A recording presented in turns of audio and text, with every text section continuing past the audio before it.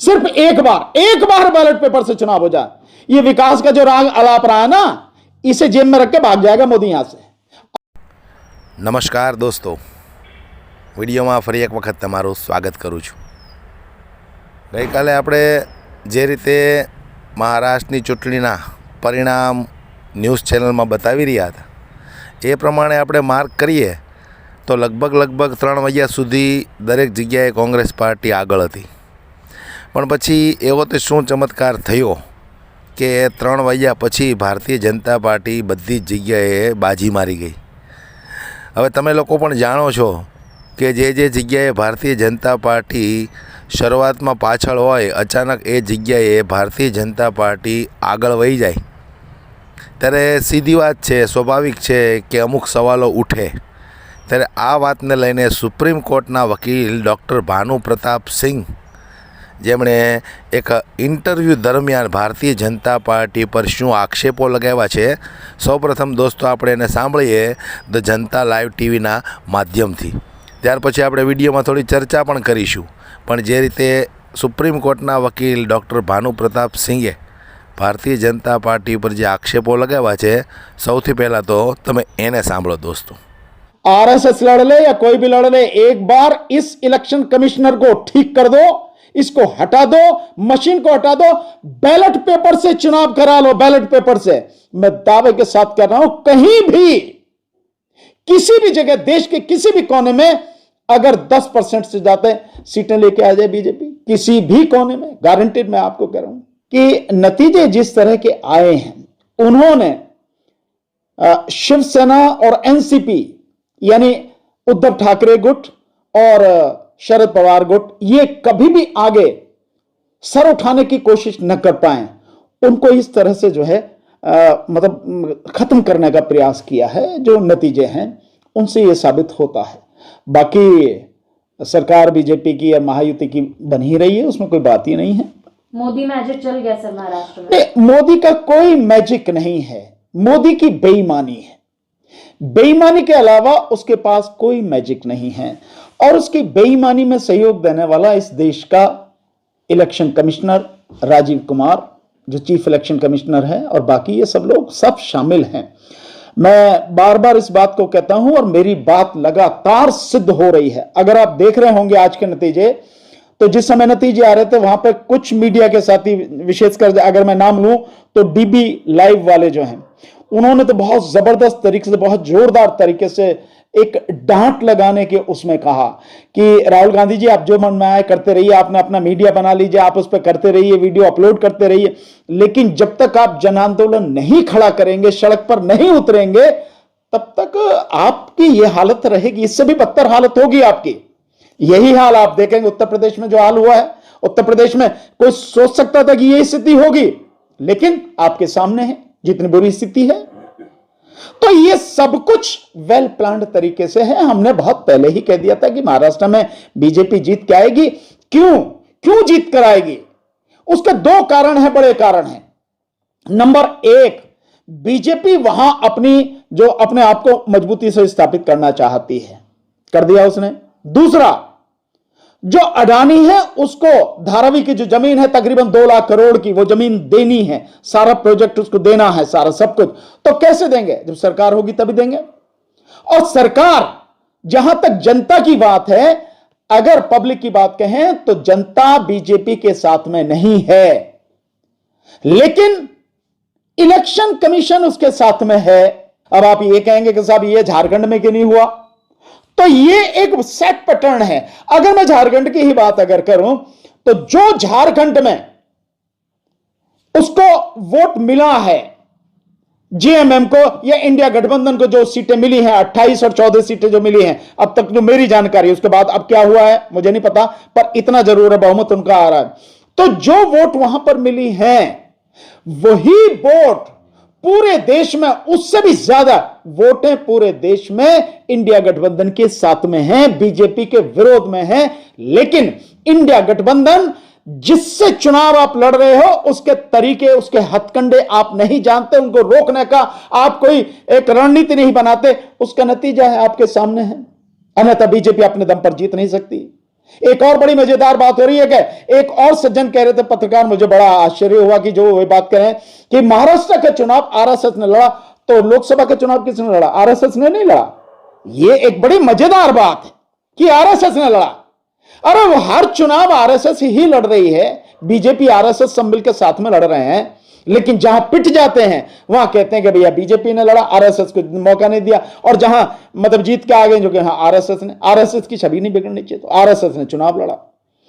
RSS लड़ ले या कोई भी लड़ ले, एक बार इस इलेक्शन कमिश्नर को ठीक कर दो, इसको हटा दो, मशीन को हटा दो, बैलेट पेपर से चुनाव करा लो, बैलेट पेपर से। मैं दावे के साथ कह रहा हूं, कहीं भी किसी भी जगह देश के किसी भी कोने में अगर 10% से ज्यादा सीटें लेके आ जाए बीजेपी, किसी भी कोने में, गारंटेड मैं आपको कह रहा हूं, नहीं है तो नतीजा आपके सामने ही है। यही चीज जो है संजय राउत ने भी कहा है कि अडानी का फैसला है, महाराष्ट्र की जनता का नहीं है। नहीं, बट संजय राउत अब क्यों कह रहे हैं? संजय राउत की पार्टी तो लड़ी है ना चुनाव, वहां शिवसेना ठाकरे ग्रुप वहां चुनाव लड़ा है। उन्हें यह बात पहले नहीं मालूम थी क्या? हम लोग इतने साल से लगातार कह रहे हैं, 2019 से हम लगातार जो इस बात को बता रहे हैं कि किस तरह की गड़बड़ी हो रही है। इलेक्शन केवल बीजेपी थोड़ी लड़ रही है, बीजेपी के साथ में आरएसएस, उसके साथ में उसके गठबंधन, उसके साथ में ईडी, उसके साथ में सीबीआई, उसके साथ में election IT income tax department, और उनसे भी सबसे बड़ा इलेक्शन कमीशन उनके साथ में। तो ये एक इतना तगड़ा गठबंधन है, आपको इनसे मुकाबला कैसे करना है, ये सोचना होगा कि नहीं सोचना होगा। तो अब आप कह रहे हो रिजल्ट आने के बाद, हम बहुत पहले से ये बात कह रहे हैं कि आप जब तक इस सारी चीजों को समझोगे नहीं, इस पर संघर्ष नहीं करोगे, तो हाल यही रहेगा। जब तक मशीन से चुनाव होगा या यही होगा। जिस दिन इस देश में बैलेट पेपर होगा, आरएसएस क्या, आरएसएस का बाप भी अगर आ जाए, अगर बीजेपी को चुनाव जीता जाए, मैं कह रहा हूं ना, 10% से ज्यादा सीटें अगर किसी भी राज्य में, किसी भी राज्य की बात कर रहा हूं, और लोकसभा में 10% से ज्यादा सीटें लाके दिखा दे, ऐसी 50 आरएसएस आके बैठ जाए, तब भी मैं कह रहा हूं नहीं आ सकती। देश की जनता बुरी तरह से पीड़ित है। इनके पास कोई जवाब है इस बात का कि इतनी भयानक बेरोजगारी क्यों है, इतनी भयानक महंगाई क्यों है, इसके लिए जिम्मेदार कौन है? जवाब है इनके पास कोई जवाब नहीं है, किसी भी तरह का कोई जवाब नहीं है। लेकिन चुनाव जीते जा रहे हैं। देश की स्वास्थ्य व्यवस्था कितनी बुरी हालत में है। अभी इसी में आप देखा, झांसी में महारानी लक्ष्मीबाई हॉस्पिटल जो है, 11 बच्चे जल के मर गए, 11 नवजात शिशु जल के मर गए, इतनी बुरी हालत है। और पहले आपने देखा था कि जब वो बाबा था अलीगढ़ में, अलीगढ़ जन उसके एटा के पास में जब वो हुआ था, प्रोग्राम हुआ था जिसमें बहुत सारे लोग मरे थे, सैकड़ों से लोग मरे थे, उसमें जाके जब देखा, वो कौन सा बाबा, मैं नाम उसका ध्यान नहीं आ रहा, जब हॉस्पिटल की हालत सबके सामने आई। लेकिन ये कह रहे हैं सर, नारा चल गया उनका, बेरोजगारी की जगह ये एक रहेंगे सेफ रहेंगे, और ये नारा चल गया। बटोगे कटोगे। तो ये नारा जो झारखंड में क्यों नहीं चला? ये नारा चला नहीं है क्योंकि देश की आर्थिक राजधानी है महाराष्ट्र, मुंबई, देश का 40% रेवेन्यू वहां से कलेक्ट होता है, तो उस पर कब्जा करना जरूरी है। और सबसे बड़ी बात, उससे भी बड़ी बात जो है ये है कि अडानी को धारावी की 2 लाख करोड़ से ज्यादा कीमत की जमीन जो है वो देनी है, ये स्टेक लगा है, इसलिए बेईमानी करनी है। जेल जाने की बात चल रही है सर अडानी की, नहीं, वो तो अमेरिका से चल रही, वहां तो जाएगा ही।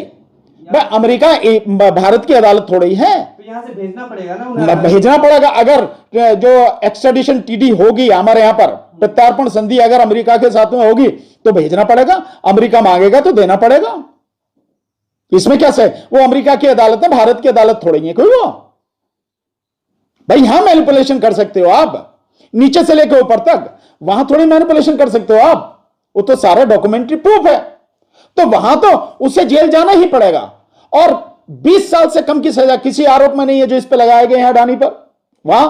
तो ये सारी चीजें हैं। मुंबई की जीत भी अडानी को नहीं बचा पाएगी जहां तक जेल जाने की बात है। और अगर बिल्कुल ही सब बिक गए हो तो भाई उसका कोई इलाज नहीं है।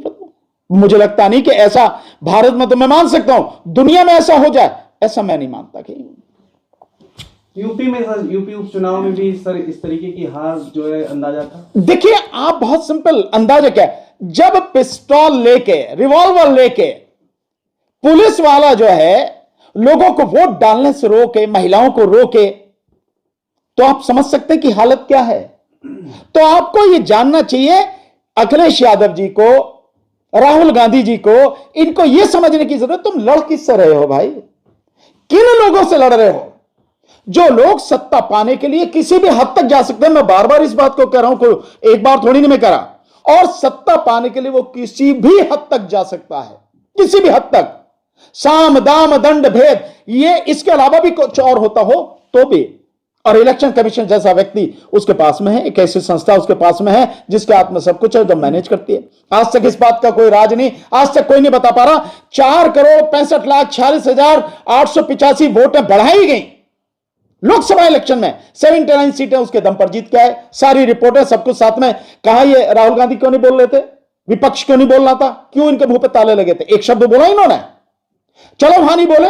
हरियाणा में हरियाणा में सवाल सबके सामने हो रही है कि 20 सीटें इस तरह से बेईमानी करके जीती गई है, तुम्हारे सामने है। 14 लाख वोटें बढ़ाई गई हरियाणा में, और उनको जब पूरी 90 सीटों पर काउंट करते हैं तो कैलकुलेट करने के बाद आता कि 15,277 वोटें एक सीट पर पड़ती हैं, और 50 सीटें इसी 15,000 से कम में हार जीत हुई है। तो समझ में नहीं आता, आप तब भी नहीं बोल रहे। आप उसी के पास जा रहे हो जो तुम्हारी गर्दन काट रहा है, कातिल के पास तुम कह रहे हो भैया हमारा कत्ल कर दिया गया, और किसने किया मालूम है कि उसी ने कत्ल किया। उसी के पास जा रहे हो, और उसने लताड़ लगाई। उसने कहा भाई बेकार की बात मत किया करो, सोच समझ के बोला करो, कुछ भी बोल देते हो। यही सार यही है ना उसका, जो उसने कहा इलेक्शन कमीशन ने कि आइंदा से ऐसे मत बोलना, सोच समझ के बोला करो। ये हालत हो रही है, तुम उसके पास जा रहे हो। वही इलेक्शन कमीशन वहां करा रहा है जो महाराष्ट्र में और झारखंड में चुनाव। तो आपके सामने सारी चीजें।